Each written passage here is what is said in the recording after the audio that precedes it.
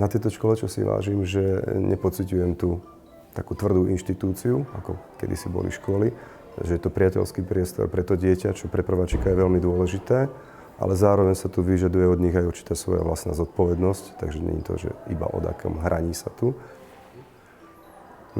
A to, že táto škola, myslím si, že sa snaží vytvoriť prostredie, kde rodič, dieťa a škola je jeden celok. Ako keby rodinné zázemie. To je, dobre sa tu cítim, keď prídem, zdravíme sa s učiteľmi v podstate ako s priateľmi, s kamarátmi. Učiteľ sa veľakrát vie znížiť na úroveň tých detí a tie deti to cítia a považujú toho učiteľa za kamaráta. Neboja sa prísť za ním, keď majú nejaký problém alebo potrebujú niečo vyriešiť, lebo vedia, že ten učiteľ nezneužije tú ich dôveru, ale naopak, že sa pokusí im pomôcť v tom probléme. Tieto deti v škole u Filipa sa snažíme viesť k zodpovednosti, vytrvalosti a celkovo k príprave na život.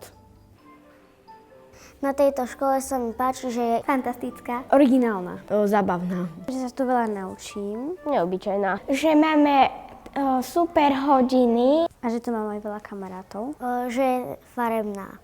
No samozrejme, že by som odporučil a vlastne aj ja som sa dostal k tejto škole takou informáciou, že kamaráti a známi moji tu mali deti a keď som to počul, tak niečo podobné sme s ženou hľadali a nesklamali sme sa, takže všetko to, čo nám vraveli značením, tak je naozaj skutočne aj pravda a v niektorých veciach ešte tá škola to ešte aj prečí, takže určite by som túto školu odporúčil vrelo.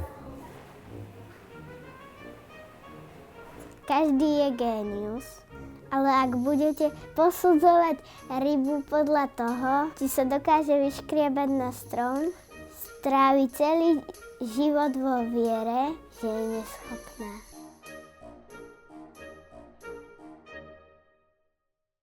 To povedal Albert Einstein.